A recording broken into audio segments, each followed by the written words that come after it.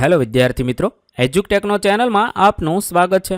આજે આપણે શીખીશું ધોરણ 9 વિષય સામાજિક વિજ્ઞાન પાઠ 7 સ્વાતંત્રોત્તર ભારત। પાઠ 7ના સ્વાધ્યાયના પ્રશ્નોના જવાબની અહીં આપણે સમજ મેળવીશું। તો ચાલો શીખીએ પાઠ 7 સ્વાતંત્રોત્તર ભારત।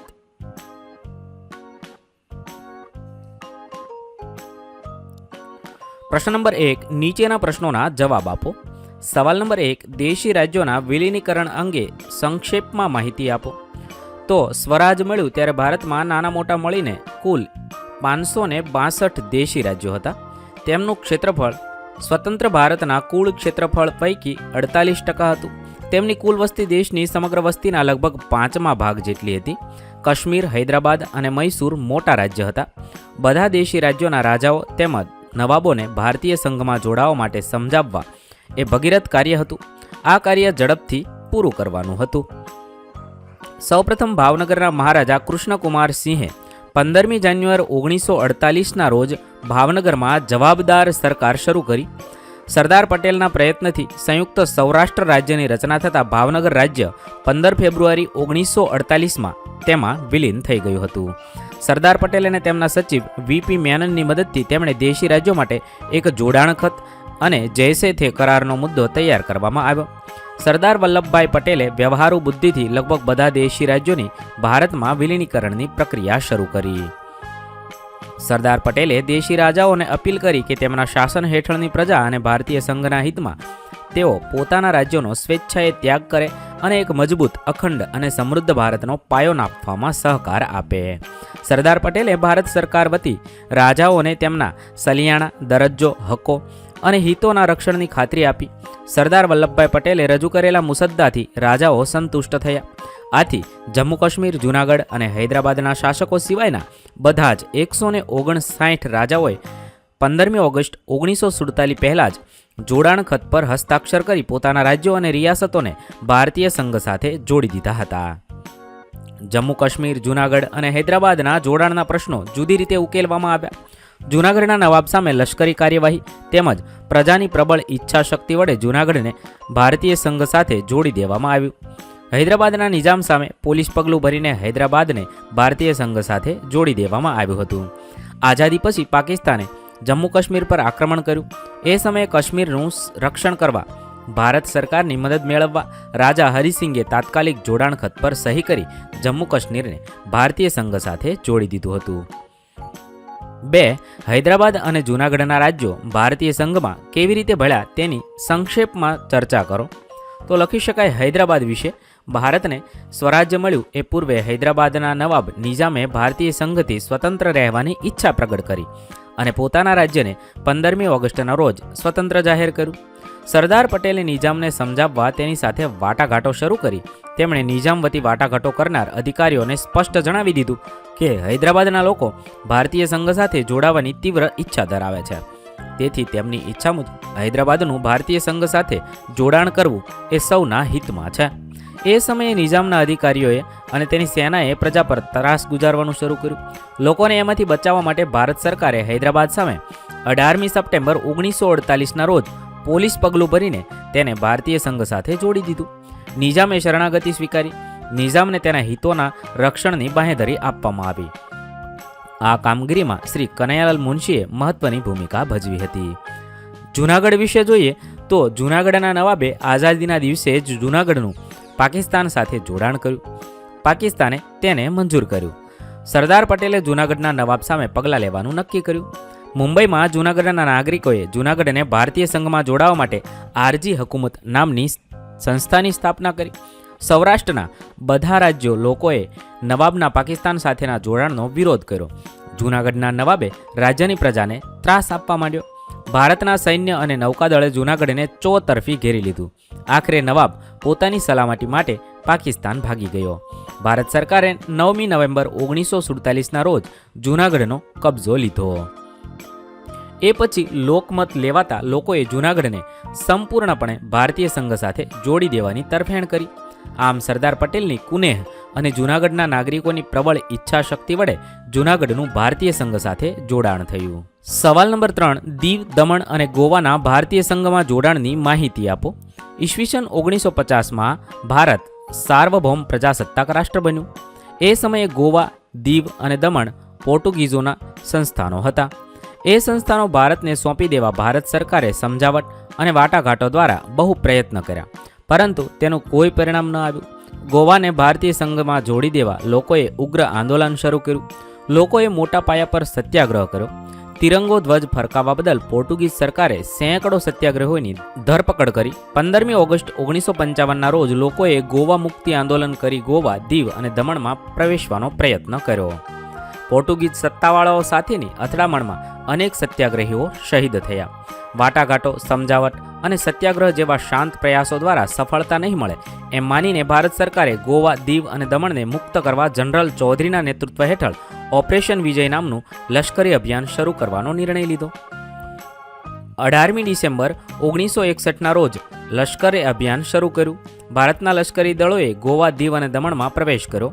19મી ડિસેમ્બરની રાત્રે ગોવાના પોર્ટુગીઝ ગવર્નર જનરલ ડી સિલ્વાએ શરણાગતિ સ્વીકારી. આમ ગોવા, દીવ અને દમણમાંથી પોર્ટુગીઝ શાસનનો અંત આવ્યો. ત્રણેય સંસ્થાનોમાં ભારતનો રાષ્ટ્રધ્વજ ફરકાવવામાં આવ્યો. પ્રશ્ન નંબર 2, નીચેના પ્રશ્નો વિશે ટૂંકમાં જણાવો. 1. દેશી રાજ્યોને ભારતીય સંઘમાં જોડાવા સરદાર પટેલે કઈ અપીલ કરી? દેશી રાજ્યોને ભારતીય સંઘમાં જોડાવા સરદાર પટેલે આ અપીલ કરી. તેમના શાસન હેઠળની પ્રજા અને ભારતીય સંઘના હિતમાં તેઓ પોતાના રાજ્યોનો સ્વેચ્છાએ ભારતીય સંઘમાં જોડાવા પોતાની સંમતિ આપે. 2. હૈદરાબાદમાં શા માટે પોલીસ પગલું ભરવામાં આવ્યું હતું? સરદાર પટેલે નિઝામને સમજાવવા તેની સાથે વાટાઘાટો શરૂ કરી. તેમણે નિઝામ વતી વાટાઘાટો કરનાર અધિકારીઓને સ્પષ્ટ જણાવી દીધું કે હૈદરાબાદના લોકો ભારતીય સંઘ સાથે જોડાઈ જવાની તીવ્ર ઈચ્છા ધરાવે છે. તેથી તેમની ઈચ્છા મુજબ હૈદરાબાદનું ભારતીય સંઘ સાથે જોડાણ કરવું એ સૌના હિતમાં છે. એ સમયે નિઝામના અધિકારીઓએ અને સૈન્ય લોકો પર ત્રાસ ગુજારવાનું શરૂ કર્યું. લોકોને એ અસહ્ય પરિસ્થિતિમાંથી બચાવવા માટે ભારત સરકારને હૈદરાબાદ સામે પોલીસ પગલું ભરવું પડ્યું હતું. સવાલ નંબર 3, ફ્રેન્ચ સરકાર તેની ભારતમાંથી વસાહતો ભારતને સોંપી દેવા શા માટે તૈયાર થઈ? જવાબમાં લખી શકાય, ઈસવીસન 1950માં સાર્વભૌમ પ્રજાસત્તાક રાષ્ટ્ર બન્યું એ સમયે ભારતમાં ફ્રેન્ચોની પુડુચેરી સહિત 5 વસાહતો હતી. એ પ્રદેશોના લોકો ભારતીય સંઘમાં જોડાવા માંગતા હતા. એ માટે તેમણે ઉગ્ર સ્વાતંત્ર્ય ચળવળો શરૂ કરી. ફ્રેન્ચ સરકારે ચળવળોને દબાવી દેવાના પ્રયત્ન કર્યા. ઈસવીસન 1948માં પોંડિચેરીના લોકોએ એક વિરાટ સભા યોજી ફ્રેન્ચ સરકારને ભારત છોડોનું એલાન આપ્યું. ભારત સરકારે પુડુચેરીનું શાંતિમય સમાધાન કરવા ફ્રેન્ચ સરકાર સાથે વાટાઘાટો શરૂ કરી. પરંતુ લોકો પુડુચેરીને તાત્કાલિક આઝાદ કરી ભારતમાં જોડી દેવા માંગતા હતા. ફ્રેન્ચોના અંકુશ હેઠળની અન્ય વસાહતોના લોકોએ પણ સ્વાતંત્ર્ય ચળવળો શરૂ કરી હતી. યેનામના લોકોની મુક્તિ સેનાએ ઈસવીસન 1954માં યનામનો વહીવટ પોતાના હસ્તક લઈ લીધો. લોકોનો મિજાજ પારખી ફ્રેન્ચ સરકારે 13 ઓક્ટોબર 1954માં ભારત સરકાર સાથે વાટાઘાટો શરૂ કર્યો. વાટાઘાટાના અંતે ફ્રેન્ચ સરકાર તેની પોંડિચેરી, કરાઈકલ, ચંદ્રનગર, માહે અને યમનના આ 5 ભારતમાંથી વસાહતો ભારતને સોંપી દેવા તૈયાર થઈ ગઈ. સવાલ નંબર 4, ઓપરેશન વિજય એટલે શું? તે શા માટે કરવામાં આવ્યું? ઓપરેશન વિજય એટલે ભારત સરકારે ગોવાને પોર્ટુગીઝ સરકારના અંકુશથી મુક્ત કરવા શરૂ કરેલું લશ્કરી અભિયાન. ઈસવીસન 1950માં ભારત સાર્વભૌમ પ્રજાસત્તાક રાષ્ટ્ર બન્યું. એ સમયે ગોવા, દીવ અને દમણ પોર્ટુગીઝોના સંસ્થાનો હતા. એ સંસ્થાનો ભારતને સુપ્રત કરવા ભારત સરકારે સમજાવટ અને વાટાઘાટા દ્વારા બહુ પ્રયત્ન કર્યા, પરંતુ તેનું કોઈ પરિણામ ન આવ્યું. ગોવાને ભારતમાં જોડી દેવા લોકોએ ઉગ્ર આંદોલન શરૂ કર્યું. 18મી જૂન 1954ના રોજ લોકોએ મોટા પાયા પર સત્યાગ્રહ કર્યો. 15મી ઓગસ્ટ 1955ના રોજ હજારો લોકોએ ગોવા મુક્તિ આંદોલન કરી ગોવા, દીવ અને દમણમાં પ્રવેશવા માટે પ્રયત્ન કર્યો. પોર્ટુગીઝ સત્તાવાળાઓ સાથેની અથડામણમાં અસંખ્ય સત્યાગ્રહીઓ શહીદ થયા. પોર્ટુગીઝ સત્તાવાળાઓના અત્યાચારો વધી ગયા. ગોવામાં સ્ફોટક પરિસ્થિતિ સર્જાઈ. વાટાઘાટો, સમજાવટ અને સત્યાગ્રહ જેવા શાંત પ્રયાસોને સફળતા નહીં મળે એમ લાગવાથી ભારત સરકારે ગોવાને મુક્ત કરવા જનરલ ચૌધરીની આગેવાની હેઠળ ઓપરેશન વિજય કરવામાં આવ્યું. પ્રશ્ન નંબર 3, નીચેના પર ટૂંક નોંધ લખો. સવાલ નંબર 1, દેશી રાજ્યો રિયાસતોના એકીકરણમાં સરદાર પટેલનો ફાળો. જવાબમાં લખીશું 15મી ઓગસ્ટ 1947 પહેલાં ભારતમાં નાના મોટા 562 દેશી રાજ્યો હતા. ભારતની સાથે એમણે પણ સ્વતંત્રતા મળી. ભારત સરદાર વલ્લભભાઈ પટેલ 1947માં વચગાળાની સરકારના ગૃહમંત્રી બન્યા. તેઓ દીર્ઘદ્રષ્ટિ અને લોખંડી મનોબળ ધરાવતા ગૃહમંત્રી હતા. તેમણે અને તેમના સચિવ વીપી મેનને જોડાણ ખત અને જૈસે થે કરારનો મુસદ્દો તૈયાર કર્યો અને દેશી રાજ્યોની ભારતીય સંઘ સાથેના એકીકરણની પ્રક્રિયા ખૂબ જ ઝડપથી શરૂ કરી. તેમણે દેશી રાજાઓની તેમની પ્રજા અને રાષ્ટ્રના હિતમાં પોતાના રાજ્યોનો સ્વેચ્છાએ ત્યાગ કરવા અને ભારતીય સંઘને એક અખંડ, મજબૂત તથા સમૃદ્ધ બનાવવાનો પાયો નાખવામાં તેમનો સહકાર આપવા અપીલ કરી. તેમણે રાજાઓ સાથે વ્યક્તિગત ચર્ચા કરી તેમની શંકાઓ નિર્મૂળ કરી. તેમણે ભારત સરકાર વતી એ રાજાઓને તેમનો દરજ્જો અને હકો અને હિતોના રક્ષણની તેમજ સલિયાણા આપવાની ખાતરી આપી. આથી હૈદરાબાદ, જૂનાગઢ અને જમ્મુ કાશ્મીરના શાસકો સિવાયના બધા રાજાઓએ જોડાણ ખત પર હસ્તાક્ષર કરી તેમના રાજ્યો અને રિયાસતોનું ભારતીય સંઘ સાથે જોડાણ કર્યું. હૈદરાબાદના નિઝામે સ્વતંત્ર રહેવાનો નિર્ણય કરતા તેની સામે પોલીસ પગલું લઈને તેના રાજ્યને ભારતીય સંઘ સાથે જોડી દેવામાં આવ્યું. જૂનાગઢના નવાબે પાકિસ્તાન સાથે જોડાવાનો નિર્ણય કર્યો. સરદાર પટેલે તરત જ ભારતીય સૈન્ય અને નૌકાદળને જૂનાગઢની ચારે બાજુ ગોઠવી દીધું. જૂનાગઢનો નવાબ પોતાની સલામતી માટે પાકિસ્તાન ભાગી ગયો. નવેમ્બર 1947માં ભારત સરકારે લોકમત લઈને જૂનાગઢને ભારતીય સંઘ સાથે જોડી દીધું. કાશ્મીરના રાજા હરિસિંહે કાશ્મીરનું વિધિસર ભારતીય સંઘ સાથે જોડાણ કર્યું. સરદાર પટેલની આ સિદ્ધિઓમાં તેમના મુખ્ય સચિવ વીપી મેનનનો ફાળો ખૂબ જ મહત્વનો હતો. આમ સરદાર પટેલ અને વીપી મેનને ખૂબ જ ધીરજ અને અસાધારણ કુનેહ દાખવી દેશી રાજ્યો અને રિયાસતોનું ભારતીય સંઘ સાથે એકીકરણ કરી ભારતને એક અખંડ રાષ્ટ્ર બનાવ્યું. સવાલ નંબર 2, ભારતનો ટેકનોલોજી ક્ષેત્રે વિકાસ. છેલ્લા 50 વર્ષમાં ભારતે વિજ્ઞાન અને ટેકનોલોજીના ક્ષેત્રે અભૂતપૂર્વ સિદ્ધિઓ પ્રાપ્ત કરી છે. વિકસિત દેશોની તુલનામાં ભારતે આ ક્ષેત્રે સાધેલો વિકાસ અદ્વિતીય છે. ભારતમાં વિજ્ઞાન અને ટેકનોલોજીના વિકાસમાં ડૉક્ટર હોમી ભાભા, ડૉક્ટર રાજા Ramanna, doctor Vikram Sarabhai, doctor C V Raman, sir એમ વિશ્વેશ્વરૈયા, સામ પિત્રોડા, ડૉક્ટર એપીજે અબ્દુલ કલામ, ઈ શ્રીધરન વગેરે વૈજ્ઞાનિકો, ઇજનેરો, ટેકનોક્રેટોએ નોંધપાત્ર ફાળો આપ્યો છે. આ ઉપરાંત ભારતીય મહિલાઓએ પણ વિજ્ઞાન અને ટેકનોલોજી ક્ષેત્રે નોંધપાત્ર ફાળો આપ્યો છે. વનસ્પતિ ક્ષેત્રે જાનકી અમ્મા, રસાયણશાસ્ત્રના ક્ષેત્રે અસીમ ચેટર્જી, તબીબી ક્ષેત્રે ડૉક્ટર ઇન્દિરા આહુજા, ગણિત શાસ્ત્રમાં માનવ સંગણક હ્યુમન કોમ્પ્યુટરમાં શકુંતલા દેવી, અવકાશ ક્ષેત્રે કલ્પના ચાવલા અને સુનિતા વિલિયમ્સ. વિજ્ઞાન અને ટેકનોલોજીના શિક્ષણ અને સંશોધન માટે Indian Institute of Science, Indian Institute of Technology, Indian Research Organisation એટલે કે ઇસરો, ફિઝિકલ રિસર્ચ લેબોરેટરી વગેરે સંસ્થાઓએ મહત્વનો ફાળો આપ્યો છે. ભારતે અદ્યતન કૃષિ ટેકનોલોજી, કૃષિ વૈજ્ઞાનિકો અને કૃષિ યુનિવર્સિટીઓનો ઉપયોગ કરીને તેમજ સિંચાઈ યોજનાઓ દ્વારા હરિયાળી ક્રાંતિ કરી છે. આ ક્રાંતિના પરિણામે ભારત અન્ન ઉત્પાદન ક્ષેત્રે સ્વાવલંબી બન્યું છે.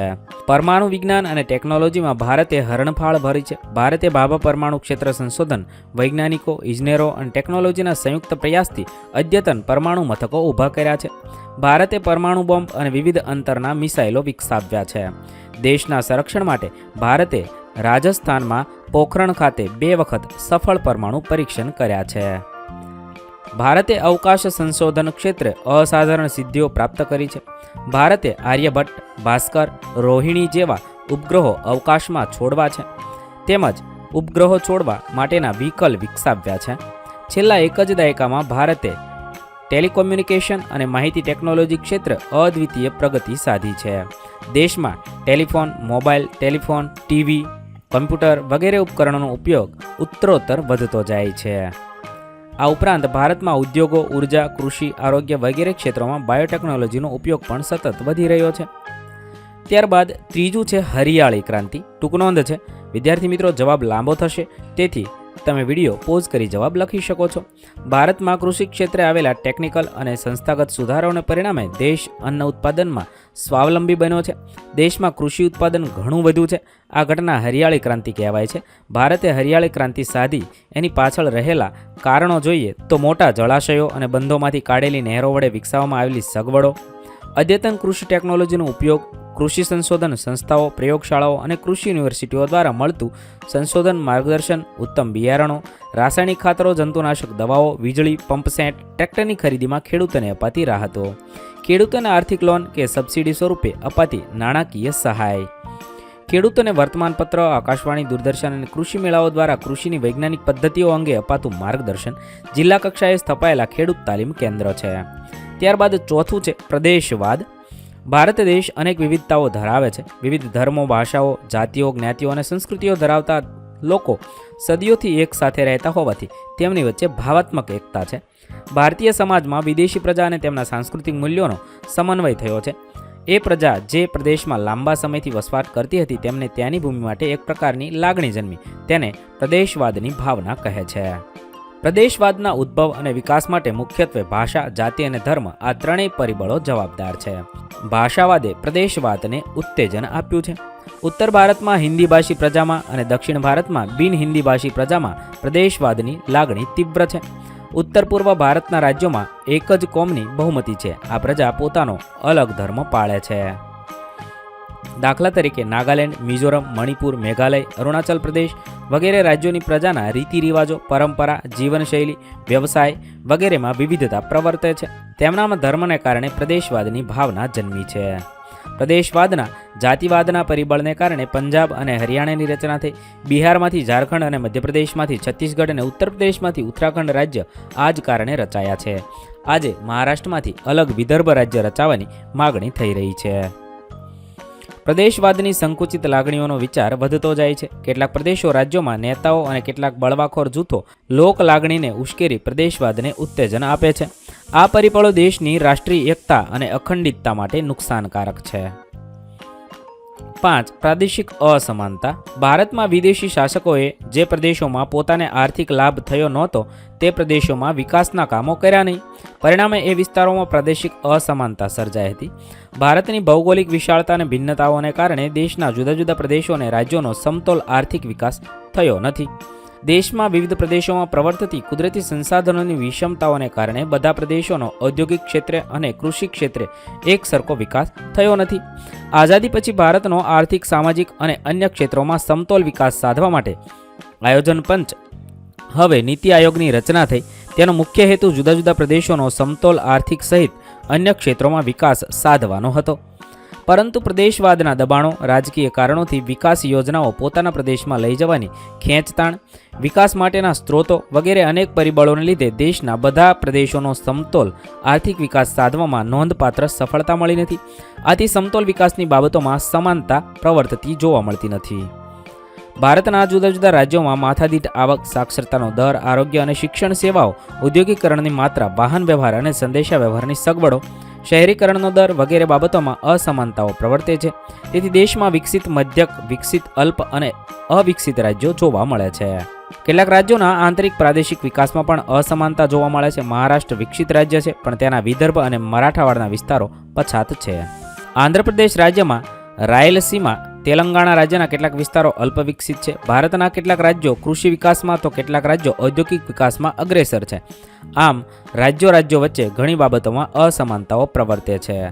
પ્રદેશવાદને કારણે કેટલાક રાજ્યો વચ્ચે સરહદી જમીન તથા જળની વહેંચણીના વિવાદો ચાલી રહ્યા છે. મહારાષ્ટ્ર અને કર્ણાટક રાજ્ય વચ્ચે તથા પંજાબ અને હરિયાણા રાજ્યોની સરહદ માટેના જમીનના વિવાદ ચાલી રહ્યા છે. પોતાના રાજ્યની ખનિજ સંપત્તિ અને જંગલ સંપત્તિ પોતાને જ મળે એવી પ્રાદેશિક સંકુચિતતા પ્રજામાં જોવા મળે છે. પ્રશ્ન નંબર 4. દરેક પ્રશ્નની નીચે આપેલા વિકલ્પોમાંથી સાચો વિકલ્પ પસંદ કરી ઉત્તર લખવાનો છે. 1. સ્વતંત્રતા મળ્યા બાદ ભારતના તત્કાલીન ગૃહપ્રધાન તરીકે કોની નિમણૂક થઈ હતી? જવાબ થશે સી. સરદાર વલ્લભભાઈ પટેલ. 2. નીચેમાંથી કયો પ્રદેશ કેન્દ્રશાસિત નથી? જવાબ થશે બી. હિમાચલ પ્રદેશ. 3. હાલ ભારતીય સંઘમાં કેટલા રાજ્યો અસ્તિત્વમાં છે? ડી. 29. 4. ઈસવીસન 2014માં આંધ્રપ્રદેશમાંથી કયું રાજ્ય અલગ થયું? સી. તેલંગાણા. 5. ઝારખંડ રાજ્ય કયા રાજ્યમાંથી અલગ થયું? બી. બિહારમાંથી. 6. નીચેનામાંથી કયું રાજ્ય 7 સિસ્ટરમાંનું એક નથી? ડી. ઉત્તરાખંડ અને ઝારખંડ. 7. નીચેનામાંથી કયું રાજ્ય ભારતીય સંઘમાં 29 રાજ્યમાંનું એક નથી? બી. ગોવા. 8. ગુજરાત રાજ્યનો સ્થાપના દિન કયો છે? 1 મે 1960. 9. ભારત સ્વતંત્ર બન્યા પછી સામાજિક અને આર્થિક વિકાસ માટે કયા પંચની રચના કરી? તો સી. આયોજન પંચની રચના કરી. અહીં આપણા પાઠ 7ના પ્રશ્નોના જવાબ પૂર્ણ થશે. વિદ્યાર્થી મિત્રો, ધોરણ 9ના સામાજિક વિજ્ઞાન વિષયના તમામ પાઠના પ્રશ્નોના જવાબના વિડીયો આપણી ચેનલ પર ઉપલબ્ધ છે, જે તમે ધોરણ 9 સામાજિક વિજ્ઞાન નામના પ્લેલિસ્ટમાંથી મેળવી શકો છો. પ્લેલિસ્ટની લિંક વિડીયોના ડિસ્ક્રિપ્શનમાં આપેલી છે. થેન્ક યુ દોસ્તો. એજ્યુકટેકનો ચેનલ તરફથી વિડીયો નિહાળવા બદલ આપનો આભાર. આવા બીજા વિડીયોઝ નિહાળવા માટે અમારી યુટ્યુબ ચેનલ એજ્યુકટેકનો અત્યારે જ સબસ્ક્રાઇબ કરો. આભાર દોસ્તો.